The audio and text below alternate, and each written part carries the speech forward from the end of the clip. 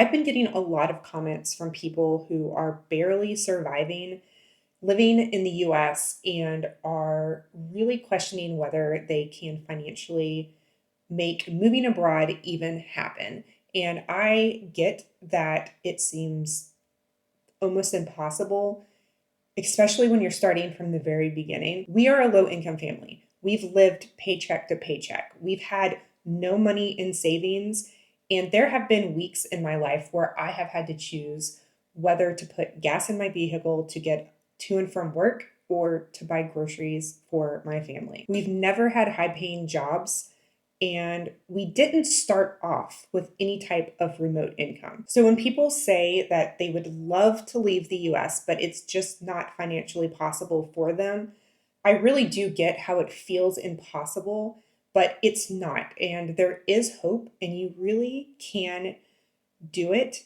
It might take time, it might be hard, but there are steps you can take in order to set yourself up to be able to leave if that is truly what you want to do. We didn't leave the US because we were rich. We left because we weren't rich and everything was so expensive. And we were able to leave because we were willing to rethink everything: how we spent money, how we lived, and how we defined success. We made sacrifices, we made a plan, and we were slowly able to build ourselves up to being able to leave. In this video, I'm going to walk you through the exact 10 steps that we took that allowed us to escape poverty in the US and live a much higher quality of life abroad. These are real practical changes that you can make in your everyday life that are going to allow you to take control back of your life. Because I know if we can do it where we started, that you can too. And the first step starts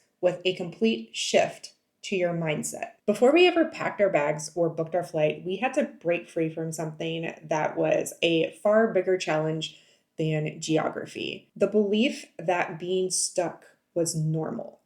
In the US, it's really easy to internalize struggle. If you're paying high rent, that's just adulting. If you're working full time and are still broke, you just need to try harder. If you're drowning in bills, debt, or stress, that's just life, right?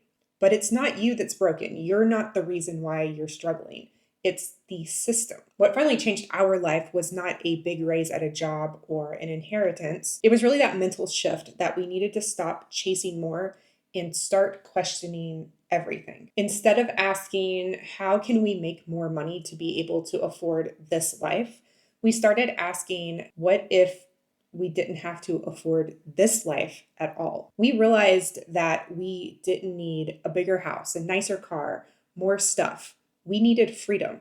And in order to get that, we had to be radically intentional. So we started cutting everything that we could think of. We got rid of our subscriptions. We went down to a one-car family.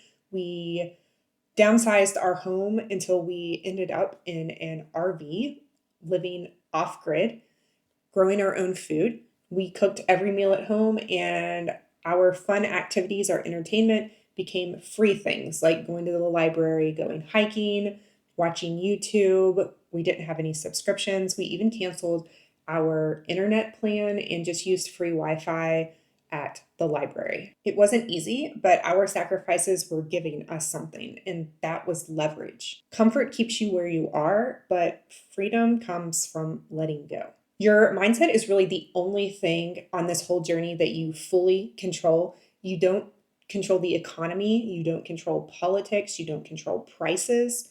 A lot of times you don't control your pay at your job if you're working for someone else, but you can control how you respond to all of these things: how you think, how you are willing to adapt, experiment, and learn. A little activity that you can do is sit down and go through all of your monthly expenses. Write every single thing down: every subscription, every stop at the convenience store, every time you go out to eat, everything that you spend an entire month.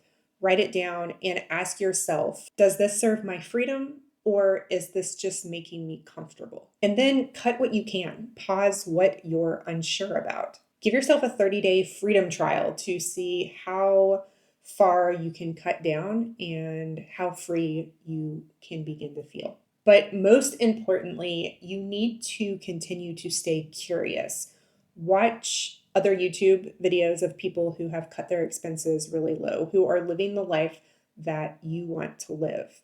Read books, listen to podcasts. This is not to copy other people, but these are just to get ideas and inspiration on a direction that you might want to take your life. The next really important thing is to secure remote income. I have gotten a lot of comments about people feeling like they are unable to have remote income, that it is impossible for them. But it is absolutely not. We live in the age of technology where online jobs and just ways to earn an income are becoming more and more digital. You absolutely can have some form of remote income. That is going to give you your freedom.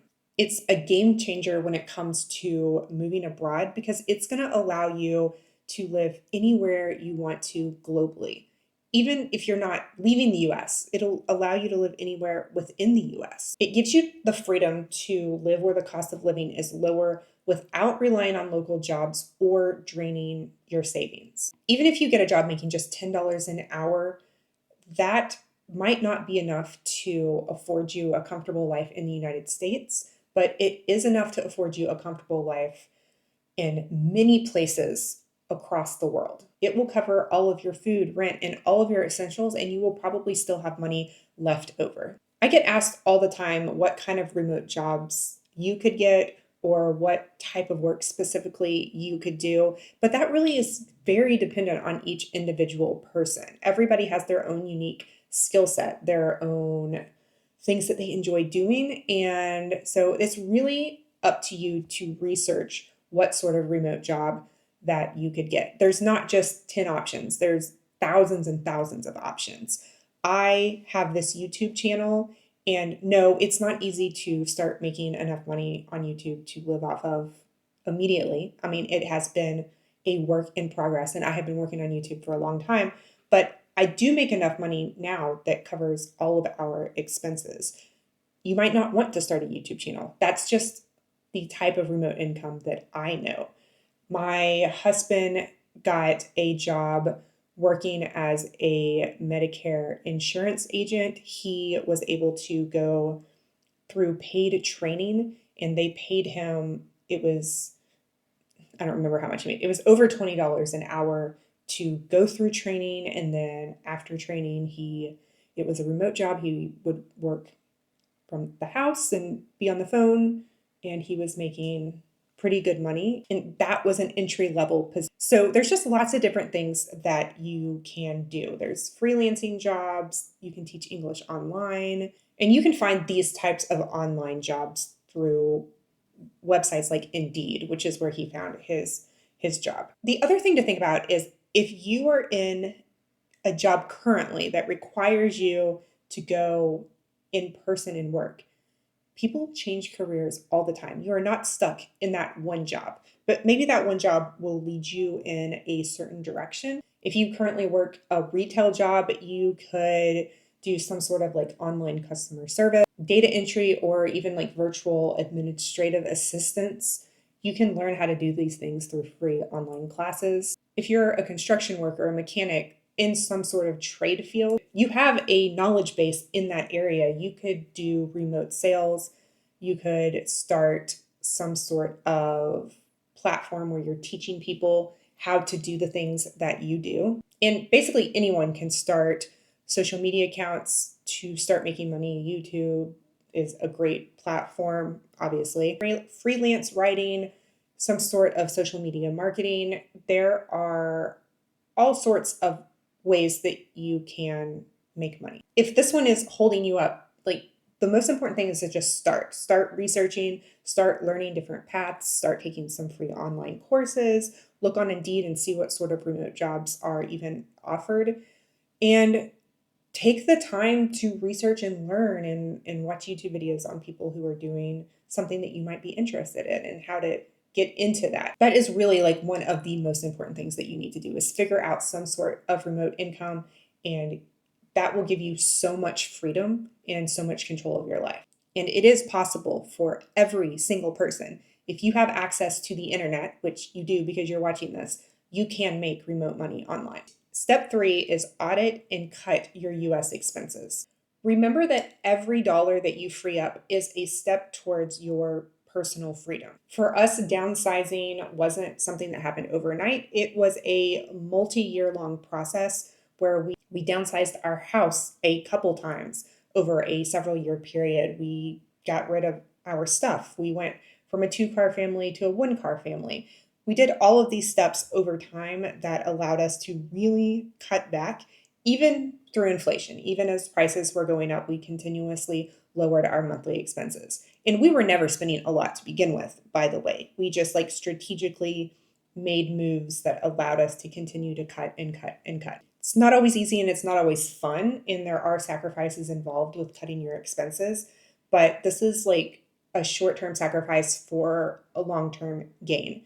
Some of the ideas that maybe you could do are asking yourself, could you move in with friends and family temporarily in order to cut your expenses and start saving some money? Can you downsize your living space? Can you get rid of one of your vehicles? Can you cut any unnecessary utilities, cable, subscriptions?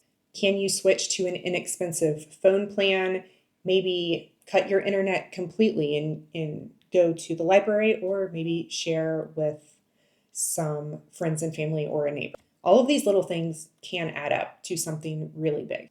And beyond the financial benefit of cutting your expenses, you are also kind of preparing yourself mentally for downsizing, minimalizing, because in order to leave, you're not going to be able to leave with a lot of stuff.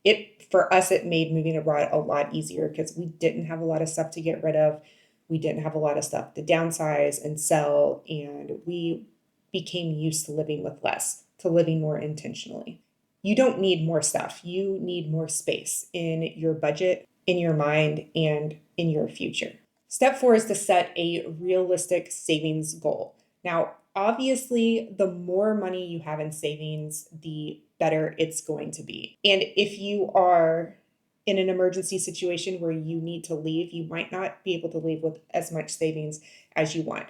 Every person is going to have to factor in risk versus reward when it comes to saving money. I'm going to give you just a bare minimum formula in my opinion, but again, every single person is going to be different. If you have some sort of remote income, so I would recommend having 2 months of living expenses, a flight, and a $500 emergency fund just to get you started. So if you are a solo person, you would want to have between $2,000 and $4,000 saved. If you're a family, somewhere between $3,000 and $8,000.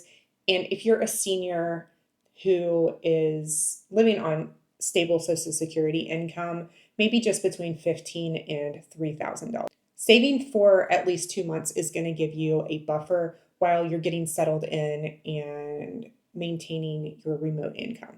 Now, if you don't have a reliable source of remote income yet, you are going to want to have even more money in savings, probably between 3 and 6 months of expenses. Of course, the more money you have, the less stressed you're going to be. So as much money in savings as you can is ideal.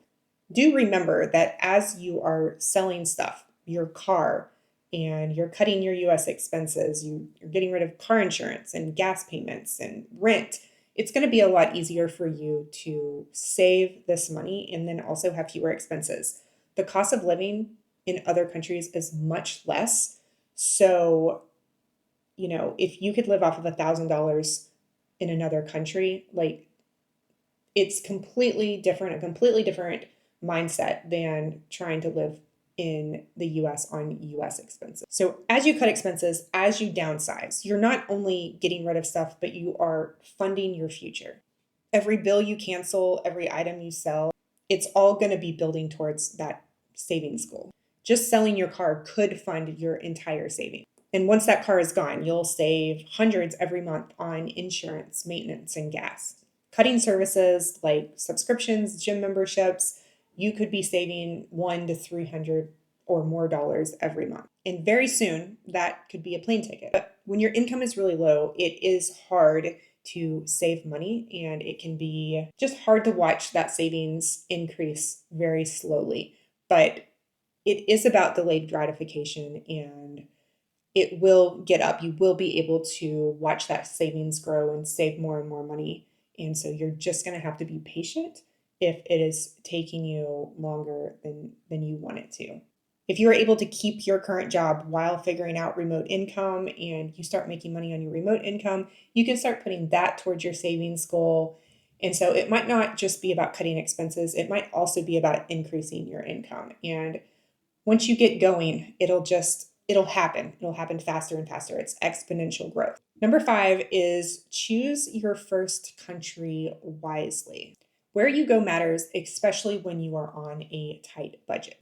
Your goal should be to find a place that meets your needs, and there are lots of options out there. Find a place that has a lower cost of living, that is safe and family friendly, good healthcare access, reliable internet, and flexible visa options. So far, we have lived in Thailand, Vietnam, and Albania, and all of these are really great options for low income people. Each of these countries gave us some breathing room when it came to cost of living, and I have done videos breaking down exactly how much it cost for us to stay there, our accommodations, our groceries, our phone plans, just everything we spent while we were in each country. I will link that playlist up here. Here are a few beginner-friendly, affordable countries that you might want to consider. Thailand has amazing food, friendly locals, affordable rent, and great infrastructure. Vietnam has a very low cost of living, beautiful cities and countryside, and is great for digital nomads. Albania is peaceful, has a beautiful coastline and gorgeous mountains, and you can stay there visa free for a year as a US citizen. Mexico is close to home, 180 days visa free, and is easy to settle into. Ecuador is very welcoming to expats, uses the US dollar, and has a great healthcare system. Georgia, you can enter visa free for a full year and has a fast growing digital nomad community. Your first country doesn't have to be perfect, it just has to be possible, a place where you can have a little bit of breathing room and really get settled into life outside of the US. You can always move later, that is part of the freedom. Number 6, research visas, and it really is easier than you think. One of the biggest mental blocks that people have is not understanding the visa situation. People think that they need to become a citizen or go through some long immigration process in order to live in a country. But the reality is that leaving the US and going somewhere and staying there for an extended period of time is actually really easy, especially if you pick a country that makes it easy. For example, we're in Albania right now, and a US citizen can literally get on a plane, fly to Albania without a visa, and stay here for an entire year, completely visa free.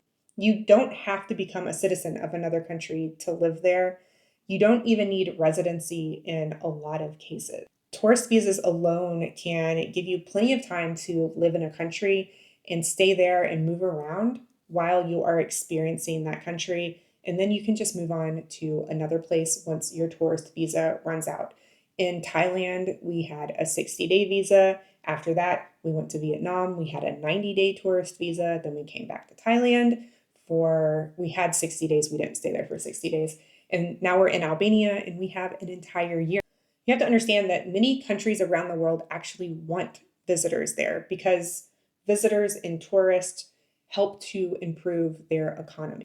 Unlike in the US, where a lot of people view immigration as a negative thing, people all across the world view it more as a positive thing. They enjoy having visitors and expats and tourists in their country. Like I said, Albania and then also the country of Georgia, US citizens can enter completely visa free for an entire year. Mexico, you can enter for 180 days, also completely visa free, and there's no proof of income. Vietnam, you can apply online for an e-visa that costs $25. Then you can enter the country for 90 days. Thailand, you can enter for 60 days, you can get an extension. And then Ecuador is 90 days visa free, and you can extend for up to 180 days. If you want to stay somewhere more long term and you are earning remote income, then you can apply for a digital nomad visa. Some countries, the income requirement for that is pretty low. Some countries are more expensive. That's where you need to really think and plan about what countries offer what options. If you are retirement age and getting Social Security, your Social Security check counts as passive income. And so they have special retirement visas in lots of countries where you can go and retire and use your Social Security check in those countries. Don't overcomplicate the visa thing. It is much, much easier than most people think. You just have to do the research and look into different visa options. There are dozens and dozens of options for low income people. Number 7 is you are going to start downsizing and preparing. And I know I already kind of talked about downsizing your expenses and your house and all that stuff, but this is where you really start to get rid of a lot of your material possessions. The less stuff that you have, the lighter you are going to feel both physically and mentally. A lot of times our stuff is really an anchor that holds us back from being able to go out and live the life that we want and have the freedom that we really want. This is where the minimalist mindset is really, really beneficial. Begin letting go of the things that you don't need. Let go of your huge wardrobe of clothes if you have one, some of your furniture, your kitchen supplies. Put your important items that you don't want to get rid of. Maybe you have family that you can leave them with. That's what we did. We had about 3 storage containers of just memories and personal items that I wasn't necessarily ready to let go of, but my family still has them. And then pack light. My family left the US with 1 carry-on suitcase and 3 backpacks. And everything else we got rid of. As a family, we only travel with what we can carry, and letting go of all of that stuff at first was hard, but I have 0 regrets. Over the last 6 months of traveling full time, I have really learned what it is that I need in order to live my life. And every single thing that I carry, I have to physically carry with me. So it is a physical reminder of how much weight stuff can bring into your life and can really weigh you down. And being able to let go of all that stuff has just been really a really great mindset to have, and being able to live a life of just freedom and purpose. Every single thing that we own and that we have, we are extremely intentional about and grateful for. It's really one of the most powerful experiences of this entire process, and something that I think everybody should experience. Step 8 is to book your one-way tickets and your first month accommodations. One question I get a lot is that you can't leave the US without booking a return flight, and that's not true. We have only ever booked one-way tickets anywhere we're going. We just fly into a country, and then we have a plan of when we're going to leave, but we don't necessarily book the exit flights. You can look for good deals on flights on Google Flights. That's how we look up our flights. We were able to get 3 tickets out of the US into Bangkok, Thailand for just over $700. We have a rewards travel credit card. We use Capital One, Venture X. And so we are able to earn reward points in order to save on flights in the future and sometimes hotels, but we usually just use them on flights. And so like all of our expenses we put on our credit card, and then you can find really good deals on flights. You don't have to have a credit card and reward points to find good deals. You can just be really flexible with the flights that you book. Red-eye flights, just flights that other people maybe don't want to get on because of the time. Listen, if you're traveling across the world, you're going to have jet lag. You are going to completely mess up your circadian rhythm. You're just going to have to take a few days to rest and relax. When you get there, struggle through that flight. It's going to suck no matter what. So just get on the cheaper flight, and it's not going to be that big of a deal because it's just flying's hard, at least for me, no matter where you're going or what time you leave. When you're looking for a rental, make sure that you find somewhere with good Wi-Fi that is in a safe, walkable area so you don't have to spend a lot of money on transportation. food, like everything that you need to make sure that you're within a walking distance of that. I would recommend having a place with a kitchen so you can cook your own food, and maybe close to public transit also. Our like go-to website is generally Airbnb or booking.com. Every country is a little bit different on what platform works best, but usually we use Airbnb, and we do the 28-day booking. After 28 days, you usually get a deep, deep discount if you're staying for that long in a place. So something that could be $1,000 a month could go all the way down to $500 a month if you book for that 28 days.